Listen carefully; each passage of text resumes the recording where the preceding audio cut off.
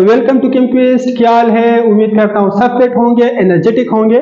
आज से हम फर्स्ट ईयर कोर्स का बाकायदा आगाज करेंगे, जिसमें जितने भी टॉपिक्स हैं सब टॉपिक को हम डिटेल में कवर करेंगे। वन बाय वन जितने भी टॉपिक है कंसेप्चुअल स्टडी करेंगे, ताकि हम लोग एबल हो जाए जितने भी कम्पिटिटिव एग्जाम है, ईटा है, एमडीकेट है, ताकि उसको हम आसानी के साथ कवर कर सके।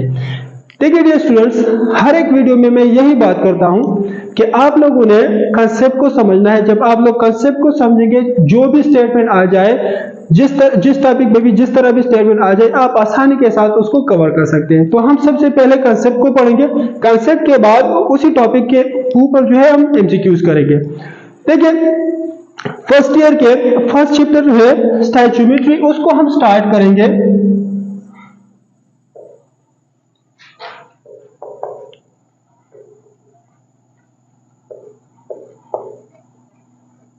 स्टोइचियोमेट्री को हम स्टार्ट करेंगे। कुछ स्टूडेंट जो है इसको स्टोइचियोमेट्री प्रोनाउंसिएट करते हैं, कुछ लोग स्टोइकोमेट्री प्रोनाउंसिएट करते हैं। ये कोई बड़ी बात नहीं है। देखिए डियर स्टूडेंट्स, अगर आप इर्द गिर्द देखें एनवायरनमेंट में, तो बहुत सारे केमिकल रिएक्शन होते हैं। ठीक है जी। फॉर एग्जांपल अगर आप फोटोसिंथेसिस का एक एग्जांपल ले, फोटोसिंथेसिस क्या है? सिंपल वर्ड, केमिकल रिएक्शन हो रहा है। अगर आप किचन में देखें तो किचन में बर्निंग रिएक्शन है, कंबशन रिएक्शन है, वो हो रहा है। या इसके अलावा अगर आप इंटरनल बॉडी में देखें जितने भी मेटाबॉलिक रिएक्शन है, तो देखिए इर्द गिर्द हमारे बहुत सारे हजारों में केमिकल रिएक्शन हो रहे हैं। बेसिकली केमिस्ट्री है क्या चीज? केमिस्ट्री हमारे पास है to understand the chemical chain. ठीक है जी। हमने केमिकल चेंज को अंडरस्टैंड करना, मतलब कितने कौन कौन से रिएक्टर आपस में रिएक्ट करते हैं और कौन सा प्रोडक्ट बनता है और कितने मिकदार में रिएक्टर जो आपस में रिएक्ट करेंगे। ठीक है जी। तो ये सारी बातें जो है हम इस स्टोइचियोमेट्री में पढ़ेंगे। जितने भी कैलकुलेशन है केमिकल रिएक्शन से रिलेटेड, वो सब इसी में करेंगे। आज की वीडियो में हम स्टोइचियोमेट्री से रिलेटेड बातें करेंगे। अगर टाइम मिला तो हम मोल से रिलेटेड, एवोगाड्रो नंबर से रिलेटेड, एंड इसके अलावा जो मोल है, मोल कैलकुलेशन है, एक्सेट्रा, वो सब पढ़ेंगे। और लास्ट में हम इसके ऊपर डिटेल में एमसीक्यूज करेंगे। ठीक है जी। तो चलो स्टार्ट करते हैं स्टोइचियोमेट्री को। बहुत सारे स्टूडेंट इसको स्टोइचियोमेट्री को स्टोइकोमेट्री प्रोनाउंसिएट करते हैं। ठीक है जी। मैं स्टोइचियोमेट्री प्रोनाउंसिएट करूंगा। इसकी हिस्ट्री क्या है?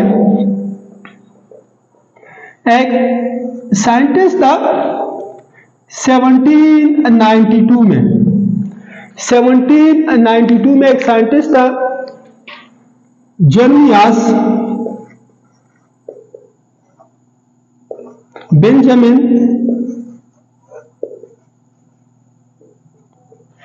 रेक्टर। जर्मियास बेंजामिन रेक्टर एक साइंटिस्ट था जिन्होंने 1792 में स्टोइचियोमेट्री का कंसेप्ट दिया था। ठीक है जी।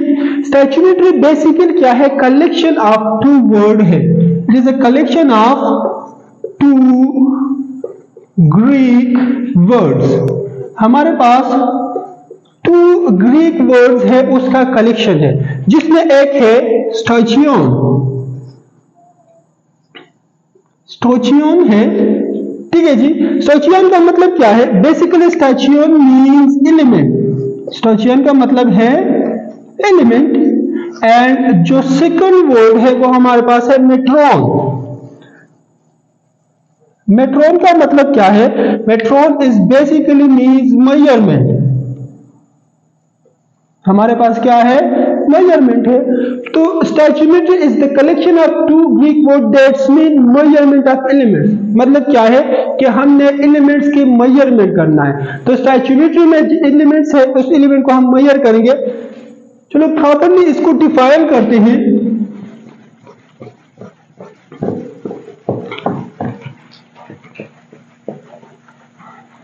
प्रॉपर्ली इसकी डिफिनेशन करते हैं। किस तरह डिफाइन करेंगे?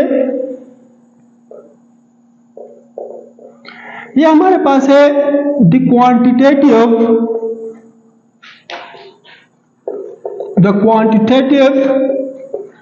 एनालिसिस। क्वांटिटेटिव एनालिसिस क्या है? देखिए ये बेसिकली एनालिटिकल केमिस्ट्री से आया है। एनालिटिकल केमिस्ट्री का टॉपिक है। एनालिटिकल केमिस्ट्री में क्वालिटेटिव और क्वांटिटेटिव एनालिसिस की बात करते हैं। ठीक है जी। ये हमारे पास क्या है? क्वांटिटेटिव, मतलब हमने मास लेना है। ठीक है जी। हम जितने भी कैलकुलेशन इसमें करेंगे वो हम मास से रिलेटेड करेंगे। ठीक है जी। तो हम पढ़ेंगे क्वांटिटेटिव एनालिसिस या क्वांटिटेटिव रिलेशनशिप किस चीज के दरमियान, between reactant and product in a balance chemical equation, in a balance chemical equation is called stoichiometry. ठीक है जी। हमने क्वांटिटेटिव एनालिसिस करना है, क्वांटिटेटिव रिलेशनशिप फाइंड करना है। किस चीज के दरमियान रिलेशनशिप फाइंड करेंगे? रिएक्टेंट एंड प्रोडक्ट के दरमियान हम फाइंड करेंगे। ठीक है जी। लेकिन इसमें शर्त यह है कि हमारे पास जो केमिकल रिएक्शन होना चाहिए वो बैलेंस होना चाहिए। ठीक है जी। तो स्टोइचियोमेट्री सिंपल डिफाइन करते हैं the quantitative relationship between reactant and product in a balance chemical equation. किस तरह? एग्जांपल पढ़ते हैं।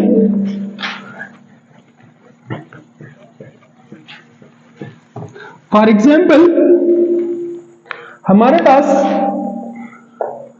हाइड्रोजन है, वो कंबाइन हो रहा है ऑक्सीजन के साथ and that convert into water molecule बना रहा है। सही है जी।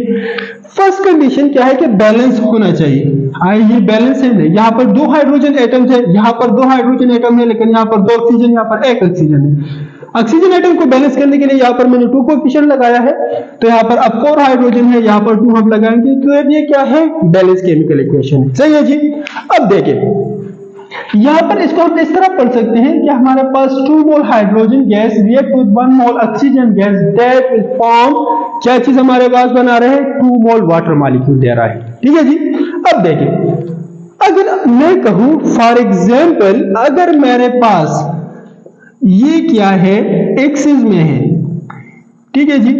अगर मैं कहूं कि मेरे पास ऑक्सीजन के 2 मोल्स मौजूद हैं, कितने मोल्स मौजूद है? 2 मोल्स मौजूद है, तो ये कितने मोल वाटर मेरे पास प्रोड्यूस करेगा? ठीक है जी। अगर हाइड्रोजन गैस एक्सिस में है, 2 मोल मेरे पास ऑक्सीजन है, ठीक है जी, तो कितने मोल वाटर मॉलिक्यूल प्रोड्यूस करेगा? इंतहाई आसान है। ठीक है जी।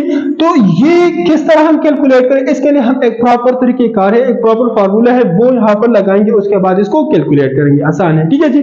लेकिन डायरेक्टली 1 मोल हमें 2 मोल वाटर दे रहा है, तो 2 मोल कितने मोल देगा? सिर्फ 4 मोल ही देगा। ठीक है जी। तो इस तरह इस कैलकुलेशन को हम क्या कहते हैं कि रिएक्टेंट एंड प्रोडक्ट के दरमियान जो रिलेशनशिप है उसको हम क्या कहते हैं? That is called stoichiometry. इसको हम क्या कहते हैं? स्टोइचियोमेट्री कहते हैं। इसकी कंडीशन पढ़ते हैं कि इसके लिए कौन से कंडीशन रिक्वायर्ड है, कहां पर ये जो हमारे पास एप्लीकेबल है। कंडीशन में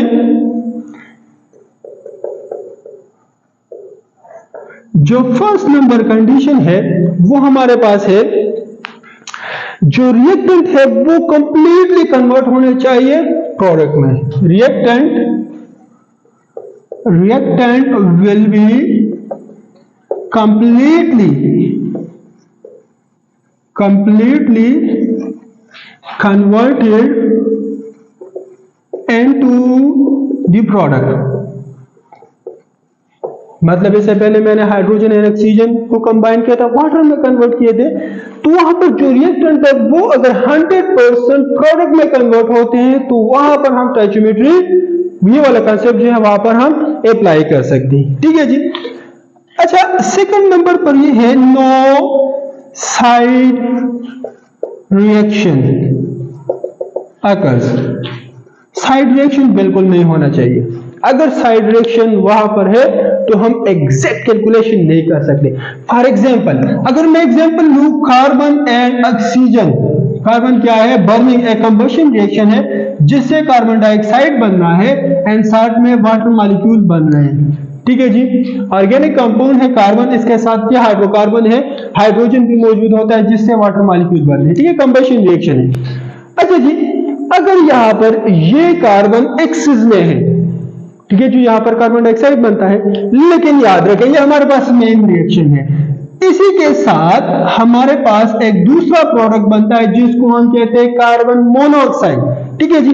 तो आपका जो मेन रिएक्शन है उस मेन रिएक्शन के साथ साथ पैरेलल में एक दूसरा रिएक्शन भी हो रहा है, एक दूसरा प्रोडक्ट भी बन रहा है, जिसकी वजह से जो हमारा मेन प्रोडक्ट है उस मेन प्रोडक्ट के अमाउंट में कमी आ रही है। ठीक है जी, तो इस वजह से ये हमारे जो डिजायर्ड प्रोडक्ट है उसको इफेक्ट कर रहा है। ठीक है जी, तो साइड रिएक्शन बिल्कुल भी नहीं होना चाहिए। Side reaction is basically the parallel reaction that undergoes या that goes with the main reaction. जो मेन रिएक्शन के साथ पैरेलल चलता है उसको हम क्या कहते हैं? It is called side reaction. अच्छा, इसके बाद है हमारे पास 3rd नंबर पॉइंट आप लिखिए कि it only occurs for irreversible reactions. मतलब क्या है कि स्टोइचियोमेट्री जो है वो सिर्फ इरिवर्सिबल रिएक्शन के लिए ही हम कर सकते हैं, रिवर्सिबल के लिए नहीं कर सकते। ठीक है जी, मतलब जो प्रोडक्ट है वो अगर दोबारा रिएक्टर में कन्वर्ट होते हैं तो उसके लिए हम ये अप्लाई नहीं कर सकते। ठीक है जी। अच्छा, 4th नंबर जो कंडीशन है वो है there must be obeys 2 laws. Two laws हैं, कौन कौन से? वो मस्ट ओबे होने चाहिए। एक जो हमारे पास है law of conservation of matter. Law of conservation of matter वो वाला जो है वो होना चाहिए, law of conservation of matter. एक हमारे पास ये लॉ मस्ट ओबे होना चाहिए। दूसरा हमारे पास क्या है? Law of multiple proportion. ये दोनों लॉज जो है ये मस्ट ओबे होने चाहिए, जो भी हम रूल्स पढ़ते हैं उसी बेस पे। अच्छा जी, ये सारे कंडीशन जो है अगर वो ओबे करता है तभी जो है हम स्टोइचियोमेट्री कैलकुलेशन कर सकते हैं, अदरवाइज हम स्टोइचियोमेट्री कैलकुलेशन नहीं कर सकते। ठीक है जी। देखिए डियर स्टूडेंट्स, अगर आपको जो भी क्वेश्चन है तो आप कमेंट सेक्शन में बता सकते हैं।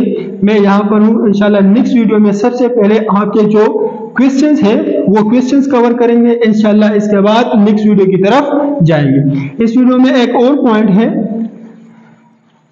कंडीशन के अलावा इंपॉर्टेंस।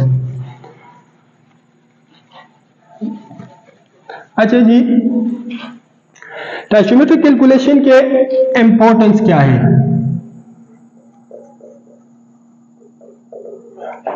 अच्छा जी, इंपॉर्टेंस में फर्स्ट नंबर है इट गिव्स क्वांटिटेटिव इंफॉर्मेशन। ये हमें क्या दे रहा है? Quantitative information.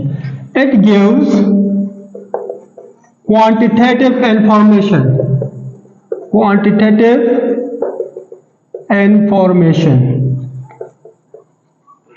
ठीक है जी, अगर आप लोगों ने कॉपी पेन नहीं उठाया है तो ये वाला जो मैं यहाँ पर कह रहा हूँ ये बिल्कुल आपके लिए क्या है? नील है। ठीक है जी, आप लोग कॉपी उठाए, पेंसिल उठाए, पेन उठाए और यहाँ पर जो मैं नोट कर रहा हूँ वो अपने साथ अपने नोट्स बनाते जाए। ठीक है जी, ये बहुत काम आएंगे आपके जो भी प्रिपरेशन आप करेंगे उसमें। तो फर्स्ट नंबर इंपॉर्टेंस की क्या है? It gives quantitative information. मतलब हमें क्वांटिटेटिव इंफॉर्मेशन दे रहा है कि कितने रिएक्टेंट अगर हम उसके अमाउंट ले तो हमें कितने प्रोडक्ट देगा। अगर मैं 1 मोल लूं तो मुझे कितने मोल प्रोडक्ट देगा, अगर मैं 10 मोल रिएक्टेंट लूं तो वो मुझे कितने मोल प्रोडक्ट देगा। तो it simply gives us quantitative information. For example मैं इंडस्ट्री में एक एक्सपेरिमेंट कर रहा हूं, एक प्रोडक्ट बना रहा हूं। ठीक है जी, उसके लिए रिएक्टेंट चाहिए और अगर वो प्रोडक्ट मेरा फॉर एग्जांपल कमर्शियल प्रोडक्ट है एंड वो बहुत सारा बिक रहा है, ठीक है जी, तो मैं क्या करूंगा? अपने प्रोडक्शन यील्ड को इंक्रीज करूंगा कि नहीं? तो इंक्रीज करने के लिए मुझे क्या चाहिए? क्वांटिटेटिव इंफॉर्मेशन चाहिए। अगर मुझे पहले से पता हो, अगर मुझे पहले से रिएक्टेंट के कंसिडरेशन पता है और इससे मुझे प्रोडक्ट बन रहा है, कितने प्रोडक्ट मैं बना सकता हूं। ठीक है जी, तो अगर मुझे पहले से पता है तो मैं आसानी के साथ उसको कर सकता हूं। ठीक है जी, तो सिंपल स्टोइचियोमेट्रिक कैलकुलेशन हमें क्वांटिटेटिव इंफॉर्मेशन देता है। ठीक है जी, इसके अलावा सेकंड नंबर है इट टेल्स अबाउट, किस चीज के बारे में हमें इंफॉर्मेशन देता है? How much of the matter is required. जिस तरह मैंने पहले कहा, how much of the matter, it is about how much of the matter required, मतलब how much of the matter required to form a specific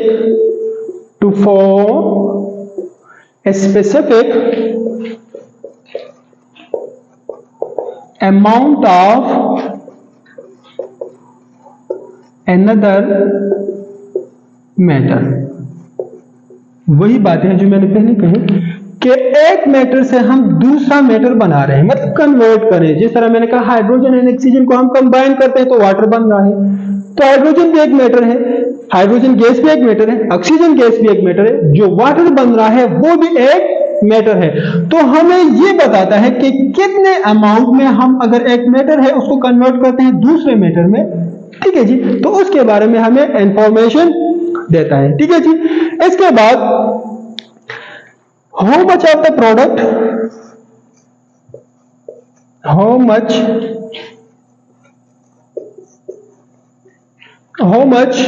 of the product could possibly